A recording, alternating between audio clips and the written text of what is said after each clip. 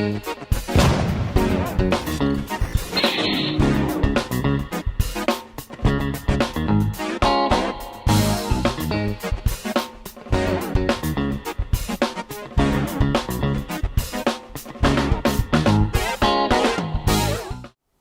lovely people, welcome back to Nat's Knackers Yard. I'll be Nat, this will be my Knackers Yard. This will be the gap that I've just dragged the beast out of. The observant may notice that Sting, the CB400, hasn't moved. I did have everything jacked up to get it MOT'd on Tuesday, and then frankly life got in the way. Wife's car needed MOT and she borrowed my car. We ended up ferrying around kids between the two of us, just an arse sake. Still ready for MOT, still ready to go. I've just got to get it done, and I am running out of time. And the reason why I'm running out of time is terrible timing really for the channel, but I'm off on holiday again next week, on a big holiday, one that we've been putting off for the last 2.5-3 years because of COVID, and I absolutely can't wait. It's just horrendously timed just as the channel hits the 1,000 mark that I stop making videos for a week and a bit, but so be it.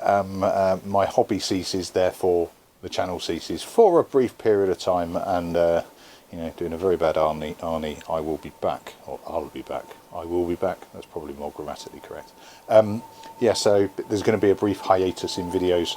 I haven't fallen down a hole, I'm just holidaying with the family. Because of that, I've also got house guests as well, so I've got one set, my folks, this weekend, which is going to curtail some activity, and then during the week the in-laws come to look after the house dog and make sure nobody tries to steal my bikes while I'm away, all that sort of stuff. So yeah, I'm getting there.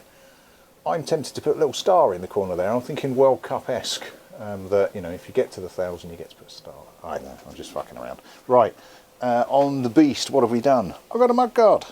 Now that is the trophy Mudguard, because I couldn't find a sprint one, and I need to do some more digging as to if this actually is a sprint. I mean, it says so on the V5, but it's so hard to tell now it's not there, because, you know, that fits. But there's other bits and pieces that make me start to think, it doesn't matter. But it fits, it's fine. Not perfect, I need to do a little bit of a coverage there, because it doesn't butt up against it, but it does screw in, it is straight, it's not a problem, it is nice and solid, it's not going anywhere. I just need to cover that thread, either with a tube of something, or maybe even just a shrink wrap, but it's fine. It looks good, I think. I was concerned as to how it would look, and I was intending to cut it back and do something like that. I just don't think it needs it, and I think if I start cutting into it I'm going to start hitting the structural integrity of it, whereas that is rock hard and it's not going to go anywhere, bend, fold, or jam up the front wheel while I'm riding, or anyone else is riding, so I actually quite like that. I did put a picture of it on the Facebook page, the Motorcycle Rescuer Facebook page, so if you want an inside line of stuff I'm doing, I tend to put live stuff on there in the week, and then catch up on videos on the weekend is my normal piece, but you know, it's a public group, jumping in, it's full of good blokes and lasses, lots of bike chat, a bit of fucking around as well, but actually a really good source of help and information when people need it. Not saying from me, although I'm notionally an expert on that channel, which always cracks me up, but ask a question, there are so many people there that can help. Me, Charlie, Daniel, Christ, I'm not going to list everyone on the channel, but there's some really helpful people. I mean, I can help out with paint advice really, but a lot of the deeper mechanical stuff, there are some really good experts on there. One of which, Bertie Budget, if you haven't checked out his channel, please do. If I can remember to, and if I can work out how to, I'll put a link down the bottom. Bertie put on there about whether or not the gaiters still work with the Mudguard, and he's got a point, but I'm not going to piss around with them just yet. My plan for the weekend, I'll get to that actually. Let me give you a bit of an update. When I grabbed the bike yesterday evening, I pulled it out. I pulled it out because the Mudguard had arrived, and I just wanted to see whether or not it fitted. And I took the photo for the Facebook page. And as I was rolling it back, it was really heavy, and I thought, oh shit, brakes have seized. Tested them, they all seemed fine. It wasn't until I looked that I realised the rear tyre was flat as a pancake, which immediately I thought, oh god, my fix has failed. So I chucked some air in, went back to my fix and thought, it doesn't seem like it's leaking. I then went to the valve and I licked my finger and just tapped it over the top of the valve, and it was bubbling really fast. And I thought, oh, fuck's sake. Started shopping for tyres, found a pair for like 130 quid, thought, I'll buy the tyres, get them fitted somewhere, yada yada. Now it's a bit of a pain in the arse, frankly, because I've got to take the wheels off, I've got to then ship it away. While the wheels are off, it's immobile and it's taking up space in a garage that I don't have a lot of space in, certainly until that goes anyway. I then had a bit of a think and thought, well, if it's just the valve, maybe I can do something about that. And I bought what is now, on my growing list of favourite tools for, the princely sum, I think, of about £3. Spastic. It's not a fashion statement, having a band on my wrist. I've just taken my kids for haircuts. Where is it? There it is. So I've chucked it in with my puncture repair kit. And it's that.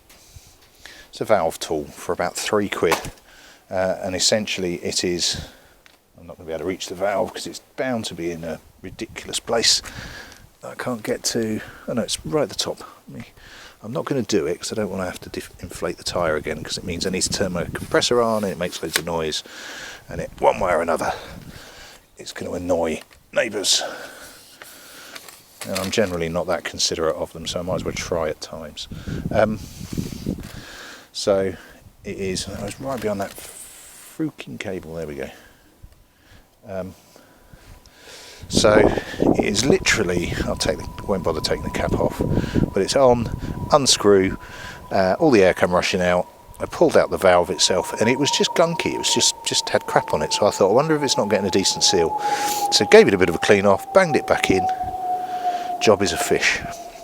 So, lesson of the story, just think before you spend money. I came very close to just buying new tyres. Frankly, I may still, prior to completion of project, but at the moment I want it so that I can roll it in and out, so that I can get in and out of my garage, which is the crucial bit for me, is accessibility. And like I say, I'm thinking about new tyres right at the end.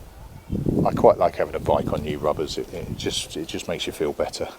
It makes the world a nicer place to be. Right, so what's the plan, Nat? I don't really know, because my playtime is restricted this weekend with guests, particularly as it's from my side of the family. It'd be really rude to just abandon them, but that's not to say that I won't at least try. What I would like to achieve this weekend is having a bit of a play with the front end. So effectively that is taking, or it depends what order I do it in, but the order I'm thinking is removing all of the switchgear et al. So I've got a bare handlebar, or clip-on I suppose, in these cases clip-ons with risers, bare on that side, bare on that side. Remove the actual handlebars themselves, drop the forks by X, which effectively for me means jacking up the front or heaving up the top of the frame so that there's just enough space for me to drop, put the handlebars back in. I'm going to try Mike's advice and see if I can flip them and invert them, so I've got the left bar on the right hand side with the riser turning into a faller.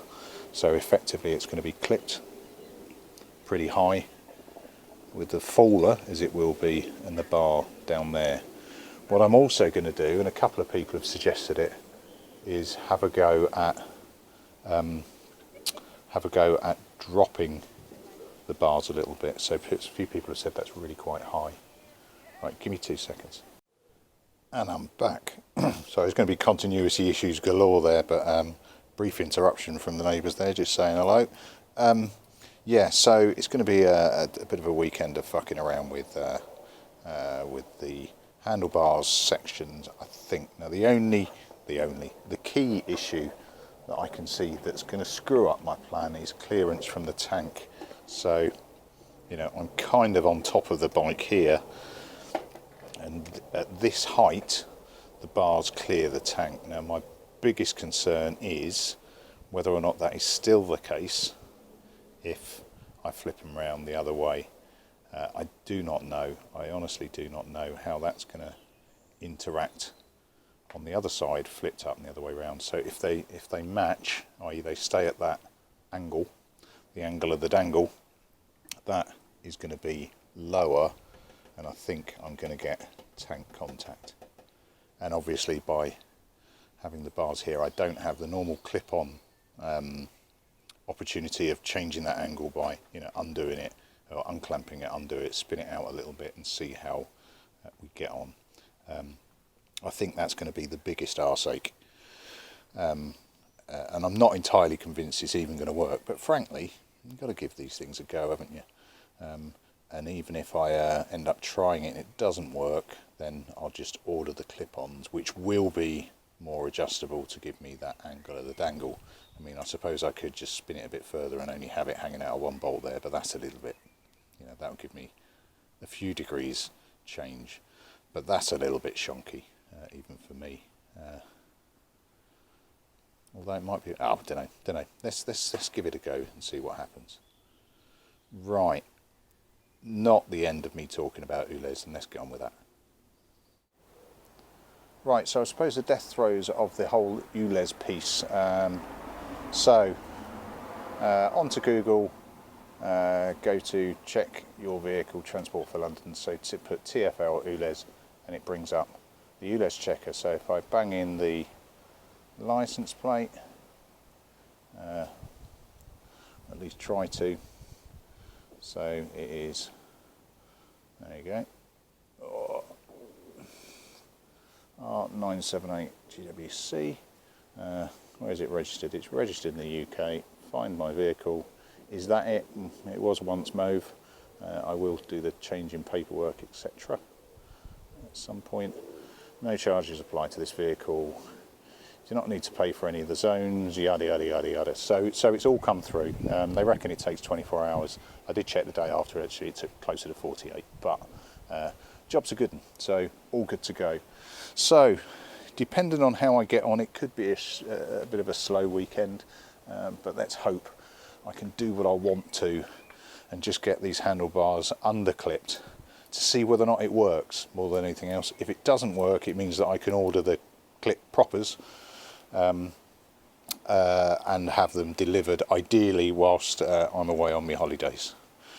Right, that'll do me a really short update on this one, just really to frame what next. But this is a wonderful wee bike, but there's things that I want to do before I even think about pissing around with colour, because weirdly enough that's not going to stay silver. One way or another it'll match in, before I get too carried away with myself, because I do and I will. I want to get it set correctly. A few people have mentioned about, you know, is it set high? How does that affect ride? I don't know. I haven't experimented with it yet, but I want to get the handlebars down first, have that experiment.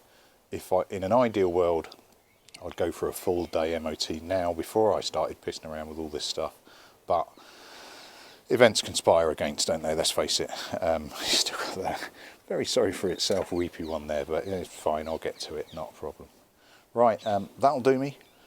Thanks again for subscribing. I'm still absolutely blown away by hitting the 1,000 mark. I'm more grateful than even a verbose fool like me can put into words. I'm just chuffed you're enjoying some tit in a shed pissing around with bikes. But frankly, I watch a few of those. Thanks very much all. I shall catch you on the next one. Ta-da.